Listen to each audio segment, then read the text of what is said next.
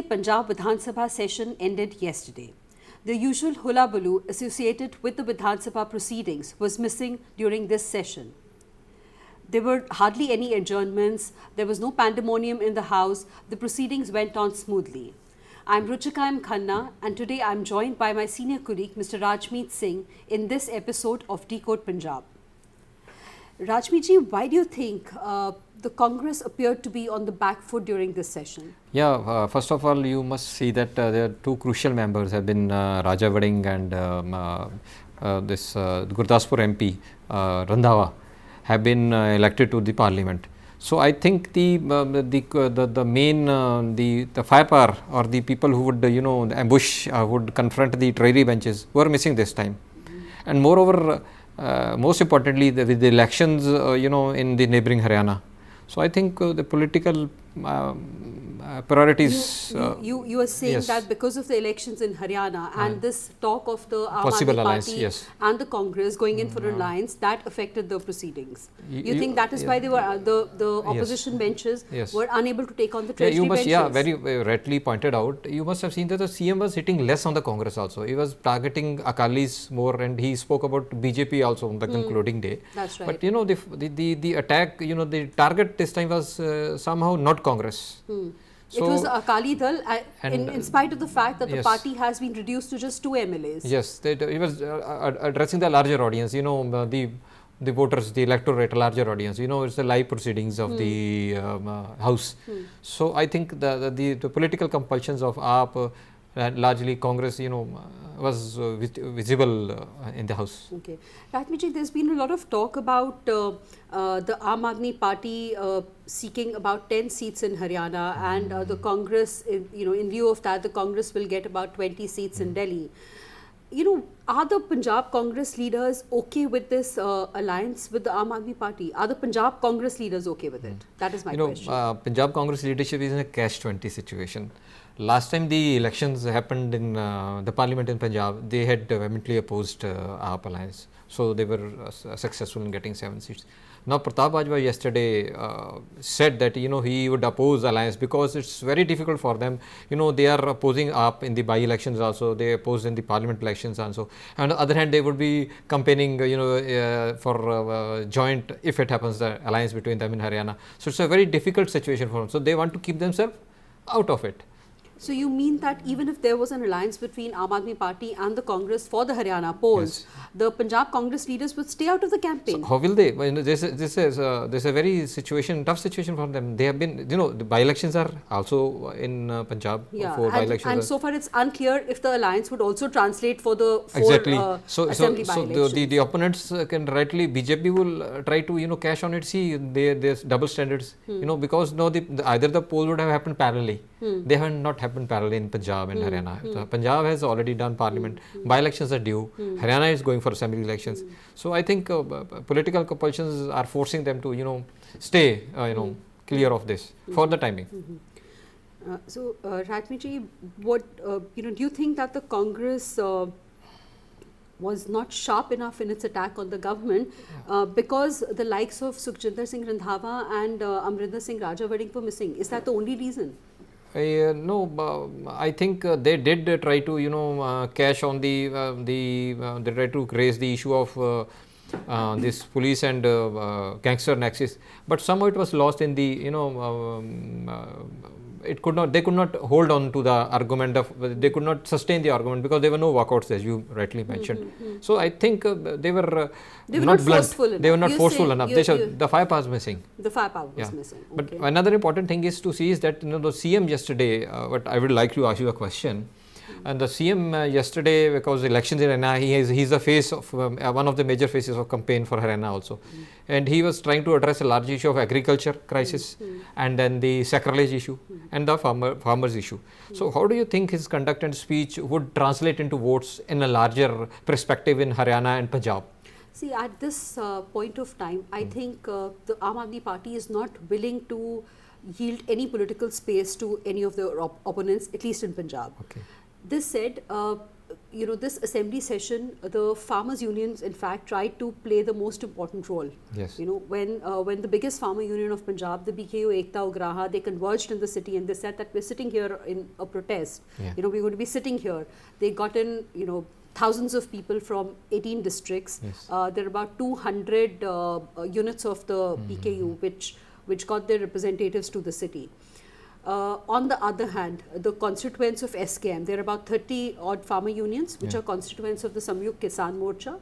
These unions also got their members to Chandigarh, and they they held a Mahapanchayat. But that was for just one day. Now, the political establishment, the Aam Aadmi Party, and more specifically the Chief Minister Bhagwant Mann, realizes that how it can actually translate into a very bigger problem, because everybody, the memories of the 2020 farmers' struggle, the year-long struggle is very fresh in everybody's minds. So that is why yesterday, the whole day, there were meetings between leaders of BKU Ekta Ugraha with the Chief Secretary and other officers of the state government. Whatever has been discussed in the meeting was conveyed to the Chief Minister. Suddenly, the Chief Minister also has convened a meeting of the Council of Ministers. The meeting is to be held today in the morning, after which the Chief Minister will also be meeting the leaders of BKU Ekta Ugraha, and whatever decision is taken, which most likely means that, either the date for the agricultural policy, which has been drafted by the Aam Aadmi Party government, that will be announced. Or maybe, they just, they just give some feelers to the farmers as to what they're bringing into the agricultural policy. So I think, yes, keeping the polls in mind, the Aam Aadmi Party not willing to yield any space to its opponents. So they have, been trying to woo the farmer unions. Basically, immediately Haryana elections are due, but the Panchayat elections are also, coming in, and the by-elections coming. Absolutely. So how will, his statement in the House, do you think they will translate into, this votes for... Rajmeet, we must understand that, one of the major things which draws people, which has drawn people to Aam Aadmi Party has been their very sustained support for the farmers' union. There have been umpteen instances where the industry or the traders, they have spoken openly against the farmer unions, and they have been saying that the farmer unions are ruling the roost. But the government has shown no strong will to deal with the issue, but all the demands of the farmer unions have been met. This said, the CM also announced yesterday in the House that the Panchayat elections and the municipal elections will be held after the Haryana polls. He also, in his speech delivered in the House yesterday, he also mentioned that, they are preparing for the 4 by-polls, of Dera Baba Nanak, of Chabbewal, Barnala, and Girdar. So, of these constituencies, Dera Baba Nanak, Girdar, even Barnala and Chabbewal, they have sizable, population of farmers. Yes. So obviously, whatever happens today is done with a political perspective. It's very interesting thing which has happened in the House yesterday. Why did Bhagwant Mann touch the Dera Sacha Sauda sacrilege case? Haryana elections are due. Do you think it will harm them by touching, or there is some political compulsion of him to, issue the statement? They are going strong in the sacrilege, obviously referring to Dera head, the prosecution sanction waiting. He referred to the Dera head. He did not say that the Dera head, the prosecution sanction against the Dera head is to be given. But just the only thing the only thing he said that there are new revelations that have come out in the case related to the Bargadi and the Behbal Kala. But reacting to the sacrilege case at this juncture when the Haryana elections are due, I think he made a statement because his own party MLA Kunwar Vijay Pratap has been raking up the issue, and when Kunwar Vijay Pratap raked up this issue, the issue was also in bits and pieces also raised by I think 1 or 2 of the Congress MLAs, not yesterday but the day before. So as being the leader of the House, he takes the CM takes responsibility of whatever happens there, and he responded to whatever happened in the House. So it means segregating between Haryana and Punjab. Politically people want to understand. It's said that it would harm them in Haryana. The Dera voters would, get irritated, It's my personal opinion, nothing to do with what the politicians think, but in my personal opinion, if the Dera Sacha Sauda votes could actually translate, into wins, political wins, then the Akali government would not have lost, the Akali Dal would not have lost the 2017 elections. Yes. Good point you have made out. Another thing is, in the government has completed 2.5 years, almost done. A lot of MLAs of the treasury benches, spoke against, the corruption in the government. The next is the poor condition of roads, and lot of express their anger against the governance. Why you think it's something building up in the party, or what is it? We must understand that when the ruling party MLAs themselves take on their own government, it means that their voice is not being heard. This is an issue that has been coming up in the Aam Aadmi Party for a long time. The MLAs feel that we have had so many instances where the MLAs have gone to the speaker. Mr. Kultar Singh Sandhan said that we are not accorded the due respect by the officers of the Punjab government. They have even sought the privilege proceedings against a lot of officers. I don't think there have been as many instances of officers being hauled up for breach of privilege as has been there during this government. So I think it is they're trying to politically assert themselves. B, we must understand that Punjab is a very fiscally stressed state, which has also been revealed in the CAG reports that were tabled in the House yesterday.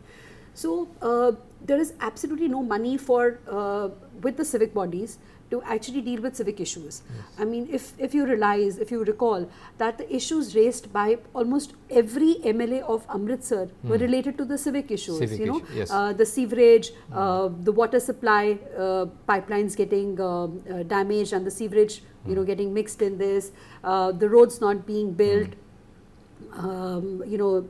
problem of the street lighting, mostly the civic issues. So it is also, I mean, the MLAs are feeling the pinch because there's no money for the civic bodies to deal with these issues.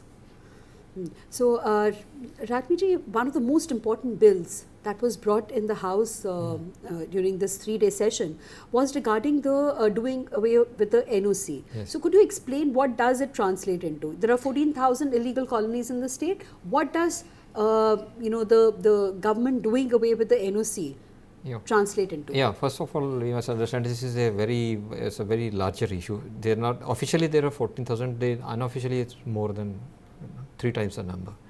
And second thing is, the issue of NOC had been lingering for long. When this government came, I would say when the Congress government was going, they had introduced the concept of online NOCs. You would prove your credentials of your sale proceeds by September 2018. What was the cut-off date? March 19.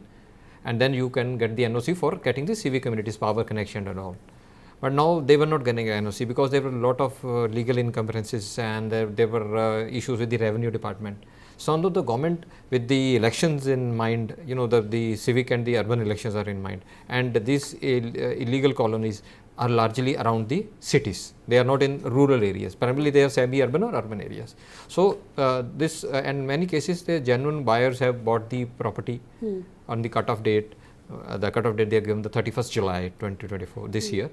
And they were not able to get the NOC, they were not able to get the registry done, get the loan for the construction house. So I think they have amended the Papa Act to address that larger issue of people getting the ownership of their property and getting the loan for construction houses. Though the critics or the opposition say there are many loopholes in the system, like the civic bodies are financially drained. Who will give them civic communities? That is another issue. For the timing, politically to cash on the issue, certainly it is going to benefit the Aam Aadmi Party. Okay. So how is this different from the previous 2 policies? I think 2 of the policies were brought by the Congress government Akalis. And 1 by the Akalis. So there have been 3 policies, but they have, in fact, they've regularized the whole, they've brought policies for regularizing the illegal colonies. Yes. So I mean, from what I understand, is it true that the plots are legal now as per this policy, but the colonies remain illegal? Yeah, that is a very, catch-22 situation, I would say. The previous policies dealt with, there was a cut-off date for the regularization of colonies and plots. So after that, the colonies were not entertained.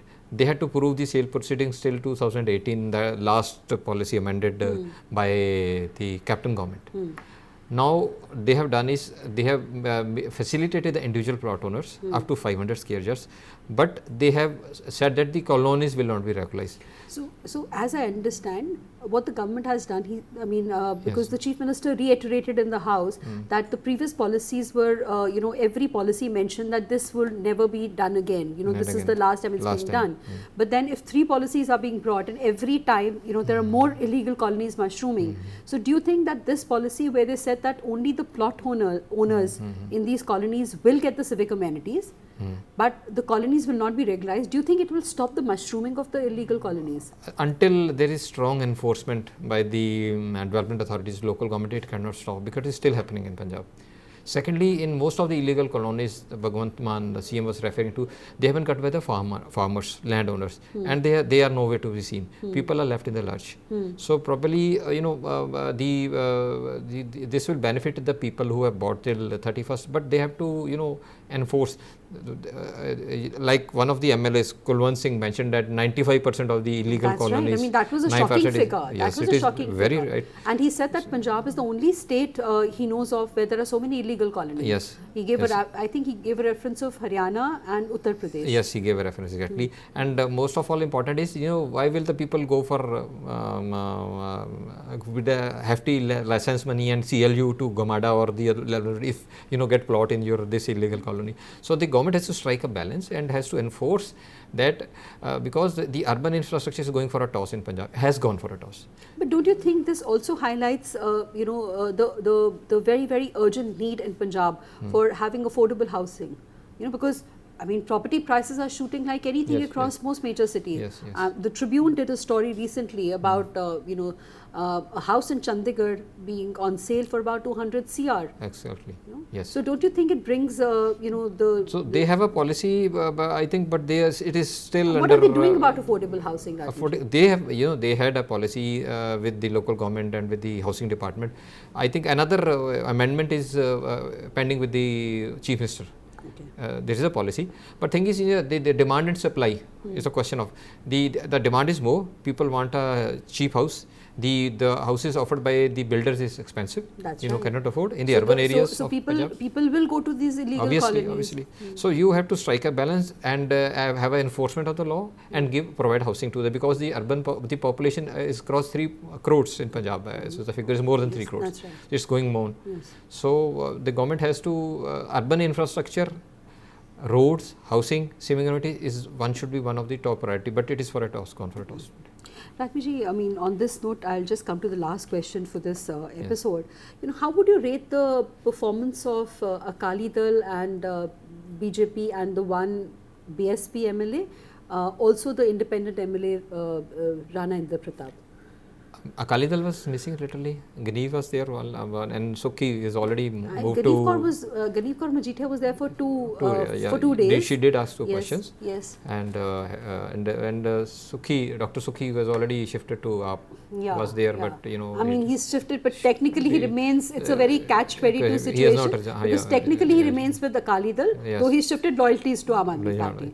So, and moreover, Akali Dal is already facing the heat on the sacrilege issue from the rebels within the Akali Dal and the Chief Minister hitting on the Akali Dal for sacrilege. So I think they have been pushed to political oblivion.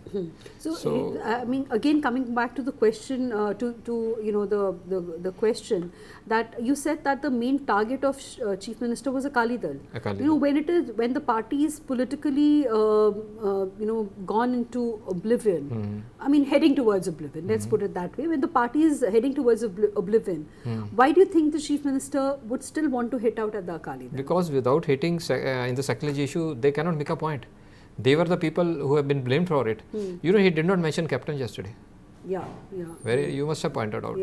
The captain was also to be blamed because Sukhi Randhawa, when he was the minister, he was speaking that we are gone, we have taken oath, Gutka Sahab, then we are not doing enough. Right. But he did not hint. I was present there. I specifically noticed that he was only targeting Akali Dal because what Vijay Kumar Pratap said, Pramod and this SIT report.